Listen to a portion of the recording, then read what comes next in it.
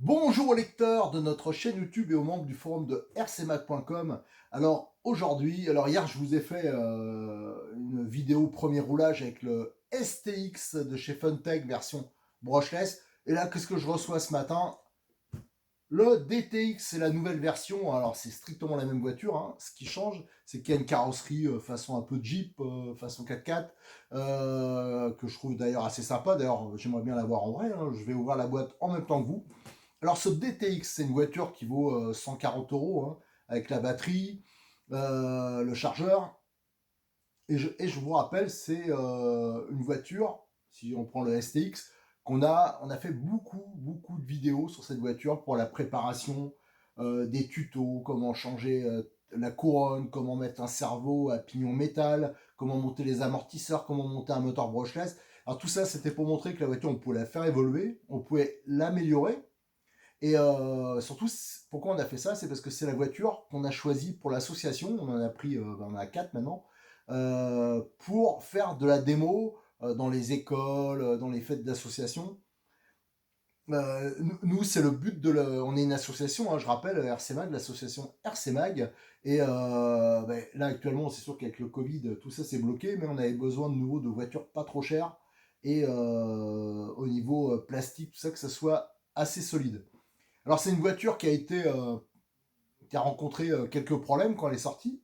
Il est vrai, hein, il y en a que nous perso, sur nos voitures, on n'en a pas eu. Hein, si vous avez regardé les vidéos, quand on a fait les tutos, c'était sur des voitures qui étaient en bon état. C'est pas parce qu'on avait cassé. Alors notamment, on a changé le cerveau de direction. On a montré comment changer la couronne, parce qu'il y en a certains qui ont eu des problèmes de couronne. Alors, pour en avoir réparé deux trois voitures, je pense qu'il y avait un mélange entre pas de bol, c'est-à-dire l'entredent qui n'était pas bien réglé d'origine, vu que c'est un tout petit module. Donc ça, c'est important que ce soit réglé correctement d'origine. Et il y avait aussi le fait que c'est protégé, la couronne. Il y a un carter sur cette voiture supérieur, sur le châssis, mais si la merdouille rentre, elle ressort pas. Alors il suffit de rouler sur un endroit qui est un peu sableux, avec des petits graviers, tout ça, ça rentre dedans, et c'est vrai que ça peut endommager assez rapidement la couronne, ça peut arriver. Et c'est pour ça qu'on a fait une vidéo tuto, parce que la couronne, elle n'est pas si facile à changer la première fois, hein. C'est pour ça qu'elle est en deux parties, je crois. Il y a eu aussi des problèmes avec le cerveau de direction. Alors ça, c'est... alors pour la marche arrière, je reprécise aussi, pour la couronne, c'est qu'il y a aussi des problèmes avec... si on enclenche marche arrière, marche avant, c'est sûr que ça aide pas non plus. Et il y a eu aussi des cases de pignons de cerveau. C'est des cerveaux à pignons plastiques d'origine.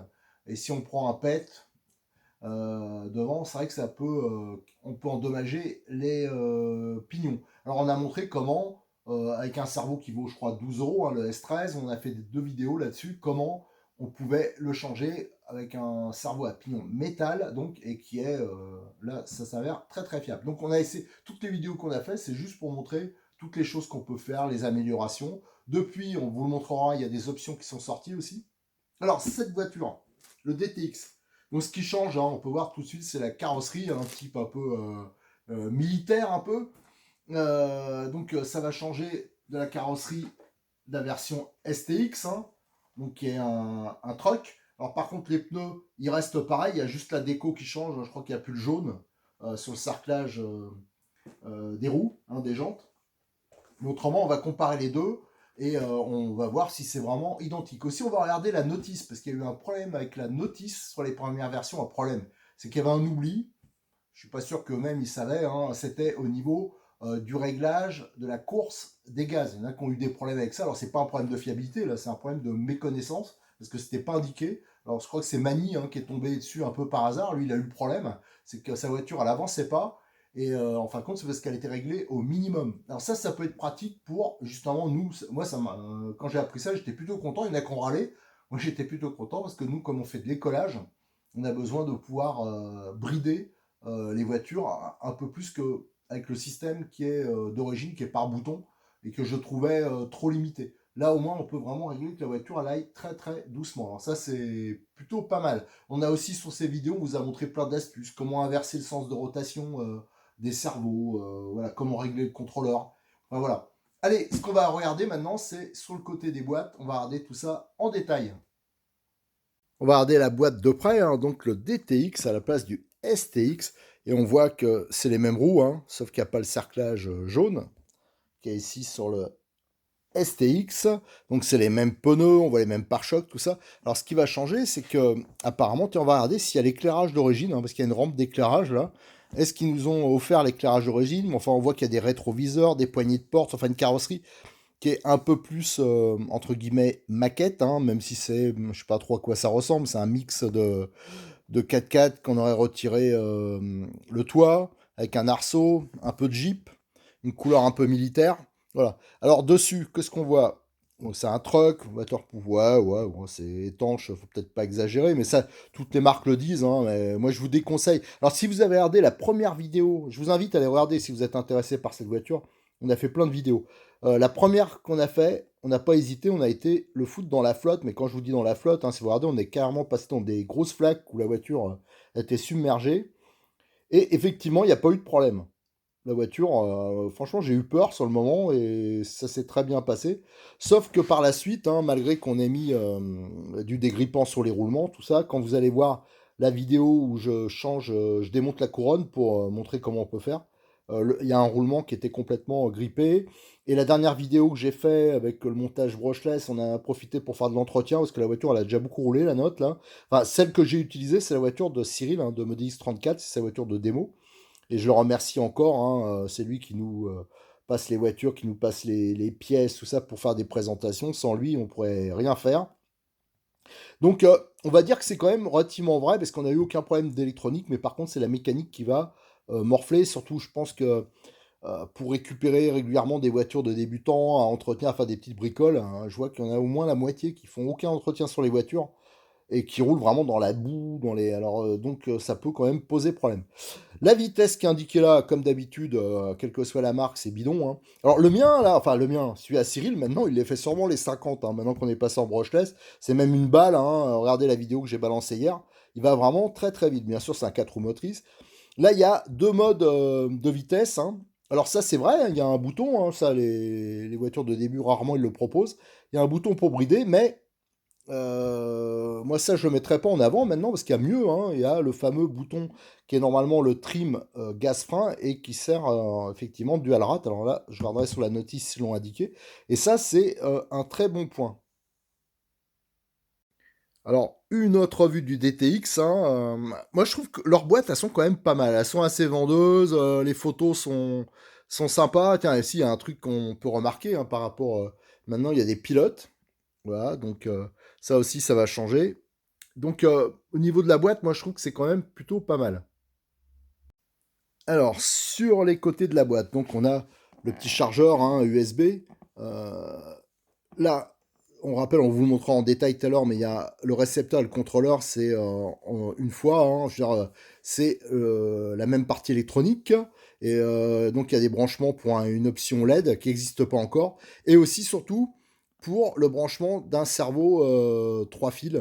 Voilà, alors là, eux, ils mettent 5 fils, 3 fils. Non, mais c'est un 3 fils qu'on branche ici. Le 5 fils, il se branche ici.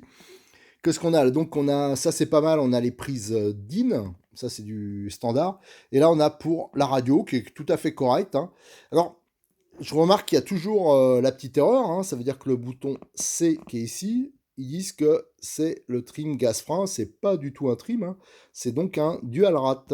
Donc ça, il faudra qu'ils pensent à rectifier quand même, parce que ça peut tromper, surtout qu'il y en a qui lisent pas du tout les notices, alors, s'ils n'ont pas vu de vidéo, voilà, ils peuvent croire que c'est un trim, et donc brider accidentellement la voiture. Le bouton D, c'est pas mal sur cette radio, parce que le bouton qui permet de synchroniser le récepteur et l'émetteur, il sert aussi, par exemple, à inverser le sens de rotation du cerveau de direction. Alors ça, c'est un point important. Sur les vidéos, j'ai fait la démonstration, hein. On a montré comment ça marche et ça marche plutôt bien. Allez, de l'autre côté de la boîte, on a des vues sur le châssis vues du dessous. Alors je rappelle, hein, il y a un gros dégagement, un peu comme il y aurait sur un crawler. Donc c'est une grosse garde au sol au centre, et ce qui est pas mal. Moi, le châssis, je trouve que surtout la partie inférieure, c'est une réussite parce que ici, il y a un gros dégagement. Donc au niveau garde au sol, c'est bien. Et il y a surtout les pare-chocs qui protègent le dessous du châssis, un peu comme il y a en option sur les TT1 8e. Là, c'est d'origine, donc ça, c'est plutôt pas mal. Et sur le dessus, il y a le couvercle, hein, de châssis. Donc bon, c'est là que vous avez ici un trou, hein, c'est là où il y a le contrôleur récepteur, et c'est par là que les petites saloperies rentrent, hein. Donc ça, c'est une prochaine bidouille que je vais proposer, hein, sur la voiture à Cyril, hein, parce que maintenant, nous, on a supprimé cet élément-là. Il n'y a plus que le récepteur. Donc il n'y a plus le contrôleur. Ici, c'est un trou. C'est là qu'on a mis les câbles. Et donc, je vais pouvoir mettre une petite grille en plastique qui va empêcher les petits graviers de rentrer. Bon, ça, c'est des détails. Je l'ai déjà montré sur d'autres vidéos. Allez, maintenant, on va ouvrir la boîte. Allez, alors, quand on ouvre la boîte, hein, on retrouve la voiture bien calée dans son carton. Donc, avec sa carrosserie, avec un gros arceau. Alors, je regarde, non, il y a les emplacements pour mettre les LED, mais il n'y a pas les LED. Là, il faut dire, l'arceau, la première impression, c'est qu'il y a un arceaucage plutôt balèze, hein. Ils ont même assez sophistiqué. Donc ça, on le verra quand on démontera la carrosserie, mais on peut voir, hein, il y a vraiment les emplacements pour mettre une rampe 4 phares, 4 feux. Alors ça, je vous montrerai, hein, je vous montrerai tout à l'heure ce qu'on peut éventuellement monter, parce que pour l'instant, l'option n'est pas disponible, mais c'est facile de monter autre chose et qui sera en plus sûrement moins cher. Donc on peut voir qu'il y a des rétros, des poignées. Alors là, c'est un peu plus traité, comment dire, maquette, hein. Donc comme c'est au même prix que l'autre, ça fait un choix de carreaux, je trouve ça assez sympa. Alors, dans la boîte, on trouve une planche d'autocollant qui est en partie incomplète, hein, parce qu'elle a servi à décorer déjà une partie de la carrosserie, de l'aileron, tout ça. Donc là, il reste quelques éléments, hein, si on veut faire de la décoration supplémentaire. Ça aussi, c'est plutôt sympa. Et là, on a la fameuse notice, donc, qui est spécifique à cette voiture, hein. Bon, ils ont peut-être juste changé que les éléments où il y a la carrosserie visible. Et la notice, elle est en anglais, en français, en espagnol et en allemand. Et je vais regarder tout de suite pour voir s'ils ont changé quelque chose dans la notice, notamment ce fameux trim de gaz. Alors, on va voir qu'est-ce qu'il raconte, qu'est-ce qu'il raconte. Donc, nous, c'est le bouton C qui nous intéresse, et c'est toujours trim gaz frein. Donc, il n'y a rien de... Non, mais ils n'ont pas changé. Trim de direction, inversion, tiens, ben, c'est expliqué là pour la version du cerveau de direction. Mode vitesse, c'est toujours le bouton HL là. Donc ben, ça n'a pas été modifié. Alors ça, il faudra qu'ils pensent à le faire. C'est pas que c'est bien grave, hein, il suffit, mais il y a peut-être des gens qui vont pas sur YouTube, il y a des gens qui vont peut-être pas sur le forum, et donc qui n'auront pas l'info, et ça va être trompeur. Ils vont vouloir toucher au trim gaz, et bah, la voiture, elle va plus avancer, elle va aller vraiment très doucement. Alors, faut faire gaffe. Putain, d'ailleurs, un truc, quand j'ai fait l'essai hier, j'ai pas pensé à vérifier la position du bouton HL, parce que peut-être que je bridais en partie la voiture. Bon, faut dire déjà qu'elle était en roue arrière partout. Si je l'avais pas, si ça avait été bridé, alors là, ce serait démentiel niveau puissance. Bon, allez, alors là, là, ça avait été indiqué que ça serait rectifié. Alors, est-ce que ça, c'était déjà dans le bateau? À ce moment-là, parce que bon, je suppose que les voitures à mettre longtemps à arriver, hein, ça arrive par bateau. Donc, il faudra surveiller si les prochains arrivages, la rectification sera faite. Allez, j'ai sorti de sa boîte le DTX, et à côté j'ai mis le STX à Cyril, hein, celui qui nous a servi pour tous les essais. Je peux vous dire qu'il a un paquet de packs déjà, hein, parce que lui il l'a fait beaucoup rouler, moi je l'ai fait pas mal rouler aussi. On l'a passé à des gamins, on l'a fait essayer, enfin voilà. C'est pour ça qu'il y a un peu de terre, hein, c'est parce qu'on a eu beau l'avoir nettoyé entièrement, mais déjà hier j'ai roulé ce matin.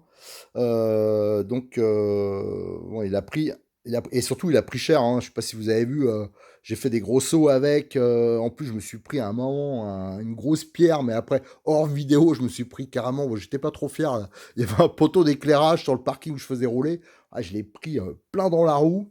Donc ça veut dire que comment dire, la modif cerveau pignon métal, ça marche très bien. Alors, les voitures, donc, on peut voir, hein, c'est même empattement, c'est strictement pareil. Le look qui change. Alors après, il faut voir celui qu'on préfère, hein. Après, c'est une histoire de goût. Alors, premier truc qu'on va regarder, ça, je m'en suis rendu compte dès que j'ai sorti de la boîte. Si je prends la voiture, voilà, d'une main, c'est pas facile, mais vous voyez, Voilà, là on voit, c'est pas la voiture, elle rebondit pas complètement, c'est la caisse qui bouge. Voilà. Donc vous voyez, il n'y a pas d'amortisseur hydraulique. Alors, il y a possibilité, il y a des joints, tout ça, donc on peut mettre de la graisse enfin, ou une huile assez épaisse, mais ça va fuir assez rapidement. Ce qui participe beaucoup à l'amortissement, bien sûr, c'est les pneus. Hein. Ils sont pas moussés. Alors les pneus, moi, ça doit être du plastoc. Moi, je les trouve efficaces. Hein.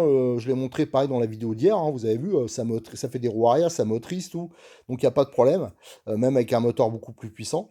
Et beaucoup les pneus qui participent à l'amortissement général. C'est sûr que d'origine, si on laisse comme ça va rebondir un peu, mais je pense que pour un débutant, je suis pas sûr qu'il va beaucoup s'en apercevoir. Et si on compare, alors le STX qui est ici, ah, je vais le lâcher, hop, vous voyez, aucun mouvement de caisse, voilà, là il est équipé celui-là, des amortisseurs hydrauliques, alors même si avec le réglage d'origine c'est un peu souple, hein, quand on achète l'option, c'est vrai que si on veut se faire plaisir, une des premières options qui sera à prévoir sur cette voiture, c'est éventuellement de mettre des amortisseurs hydrauliques. Mais je vous assure que même sans ça, je trouve que ça roule, surtout la plupart des voitures, elles roulent sur du goudron, sur voilà, des surfaces qui sont pas toujours bien, vraiment défoncées, donc ça passe quand même. Alors l'avantage de ce type de pneu aussi, c'est que il y a quasiment pas d'usure, quoi. S'il y avait des pneus à petits picots, ou des pneus un tout-terrain dixième par exemple, il y aura beaucoup plus d'usure que ça. Alors, genre, pour les niquer, ces pneus, il faudra quand même beaucoup rouler. Hein. Nous, ça fait un moment qu'on roule avec. Vous voyez, les pneus, ouais, ils sont comme neufs, quoi. Donc, c'est pas ça qui a bougé. Allez, maintenant, ce qu'on va faire, on va la détailler un peu au niveau carrosserie. Alors, le look, on aime ou on n'aime pas, hein, avec les pilotes, ça fait un peu plus buggy, un peu les buggy désert, buggy de trial aussi. Moi, je trouve ça assez sympa. Alors, à savoir qu'en trial, il a quelques petites capacités. Alors, on avait refait les diffs hein, sur celui de Cyril. Et j'avais mis, si je me rappelle bien, j'ai mis 15 000 devant et 5 000 derrière. Et en fin de compte, c'est trop mou encore. Hein, quand je les referai, je mettrai encore plus dur parce que là, c'est vraiment assez libre. Alors, le look, il est assez sympa avec les rampes de phare. Hein. Quand on aura mis les rampes de phare, je pense que ça peut être vraiment pas mal aussi. Il y a pas mal de détails. Alors, je pense aussi que ça sera peut-être plus solide que la version de Troc. Quand on fait une gamelle avec le Troc, vous avez vu, j'en ai pris des grosses. Alors, moi, elle n'est pas du tout abîmée, hein, la carrosserie. Mais là, au moins, on tombera sur l'arceau. Et j'ai l'impression que c'est quand même bien fixé. Voilà, ça fait pas style, ça va s'arracher de la carrosserie. Ça fait quand même assez balèze. Alors, on voit les clips sont positionnés exactement pareil que sur le STX. Donc, on va retirer ça. Je vais voir si j'arrive à le retirer d'une main. C'est pas facile de faire les deux. Hop. Voilà. Et voilà. On voit les fixations. Hein, il y a de multiples points d'ancrage sur la carrosserie. Voilà. Donc ça pourra se monter très bien sur la version STX. Alors si, ouais, il y a une différence par rapport au STX. Là, on gagne un arceau, une rampe de feu. Bon, il y a pas les LED, mais il y a au moins la rampe déjà. Les rétros, des accessoires. Par contre, on a perdu le support d'aileron et l'aileron. Bon, à mon avis, ça n'a pas une grande importance. Et de toute façon, au niveau look, ça n'aurait pas été avec ce type de carrosserie. Autrement, en dessous, on retrouve strictement la même voiture. Hein. Donc ici, vous avez le contrôleur récepteur, c'est pour ça qu'il y a l'antenne, le petit radiateur de refroidissement. Ici, les prises euh, pour le cerveau notamment. Il y en a une de libre, c'est pour l'option LED qui était prévue. Ici, vous avez les pseudo-amortisseurs, alors qui sont, je le répète, hein, c'est pas des amortisseurs à friction. Dedans, il y a des joints toriques en dessous, mais ils n'en ont pas mis en haut de joints. Il n'y a pas de membrane ni rien. Alors, on peut les remplir, mais ça va fuir. Voilà, donc ça, c'est une histoire de choix. Moi, perso, juste avant qu'on mette les options amortisseurs hydrauliques, j'avais mis de la graisse dedans. Et là, ça résolvait en grande partie le problème. On voit, il y a des gros pare-chocs aussi. Ceux-là, on peut monter un kit LED, éventuellement, dedans. Voilà, à l'avant, enfin plutôt à l'arrière et ici à l'avant. Des pare-chocs qui sont vraiment solides parce que j'ai pris des gros pets sur le devant, à la réception, à l'arrière. Il y a des roulettes, hein, parce que la voiture, elle fait, même d'origine, elle fait assez facilement des roues arrière. Donc il y a des triangles qui sont pas réglables, mais sur ce type de voiture, c'est très bien. Je crois que c'est les mêmes à l'avant, à l'arrière. Ça, c'est un bon point aussi. Le châssis, les fixations. Alors j'ai pris des gros pets, moi j'en ai pété aucune. Bon, l'avantage, hein, je précise que les pièces de cette voiture, elles sont vraiment pas chères. Et là, il y a eu un arrivage, je crois, il y a 1 ou 2 jours, en même temps que le DTX. Donc il y a Cyril de Modis 34, là il a fait les stocks, hein, il a vraiment toutes les pièces en stock. J'ai regardé tout à l'heure, hein, la seule pièce qui est plus disponible, c'est récepteur. Le récepteur qui était vendu à part, hein, pour faire un montage comme j'ai fait sur le STX, mais je précise que c'est pas indispensable, hein. On peut mettre une autre radio par exemple. Donc ça c'est une histoire de choix.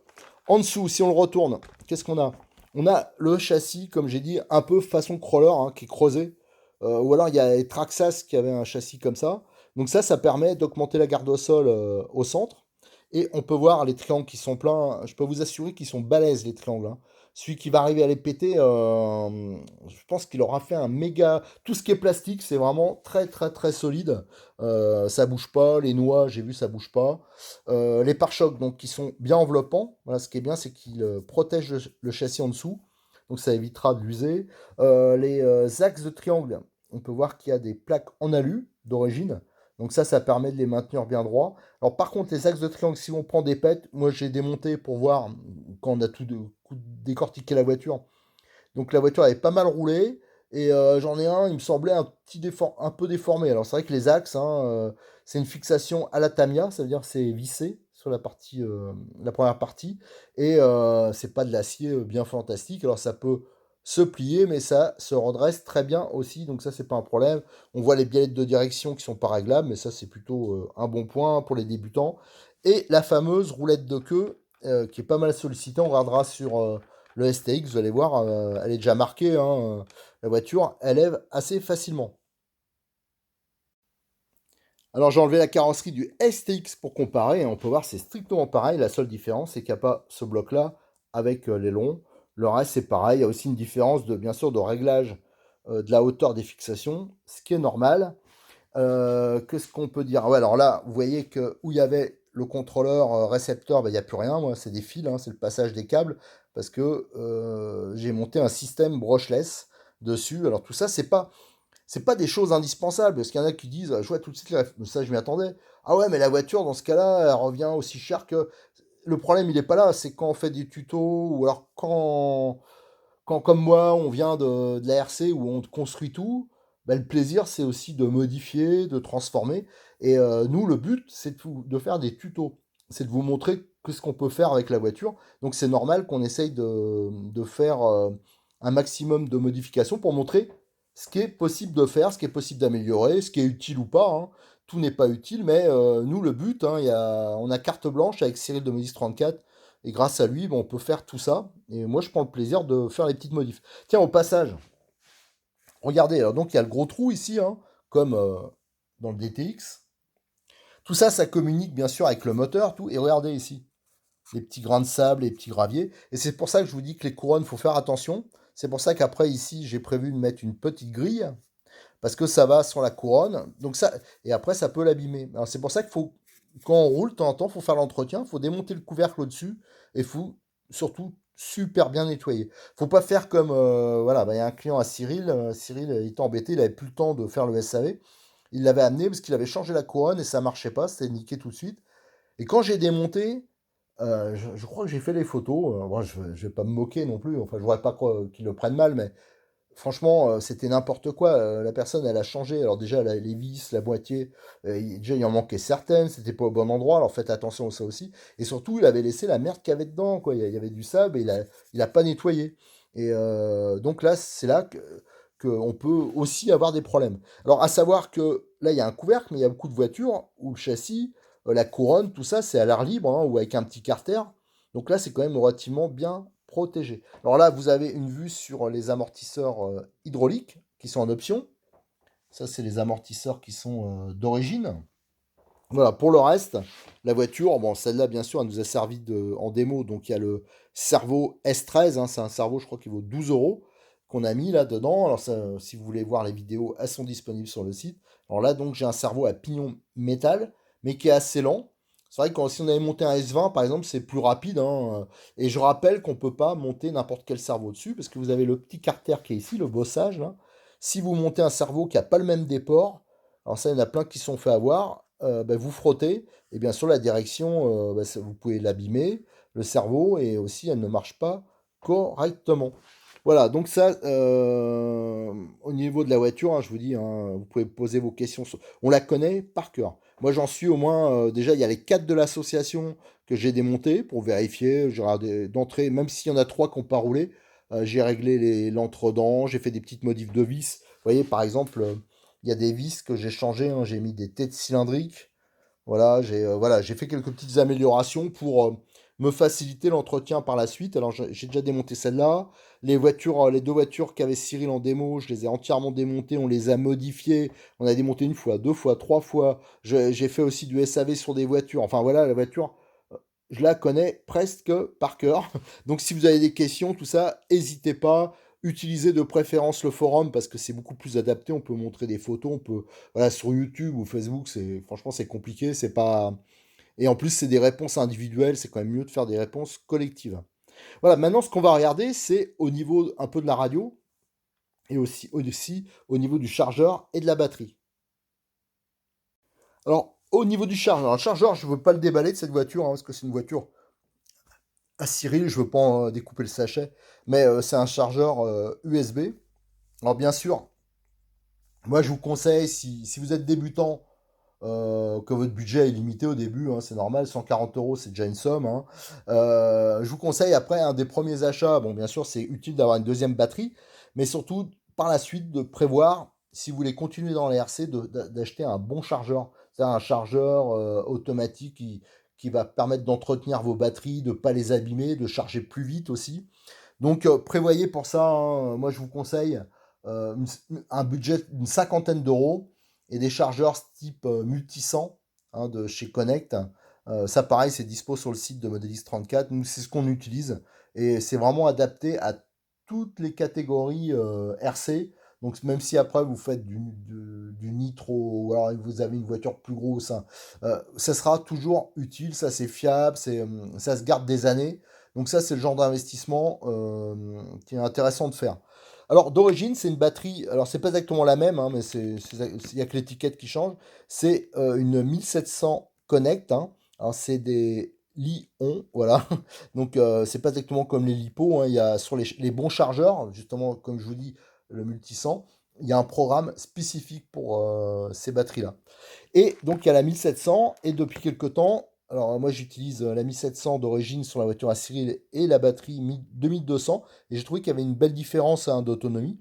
Donc ça c'est une batterie qui est en option. Moi je vous conseille en plus de la batterie d'origine de prendre aussi une batterie 2200. Ça permet quand même d'augmenter considérablement le temps de roulage. Au niveau de la radio, bah, c'est une radio classique hein, alimentée par 4 piles. Alors chose à faire, ça, c'est pareil. Moi, je l'ai toujours pas fait. J'arrête pas de le dire à tout le monde qu'il faut le faire, mais c'est vrai que. Bah, faut dire, c'est pas ma voiture, c'est la voiture à Cyril, mais je vais lui faire. Hein.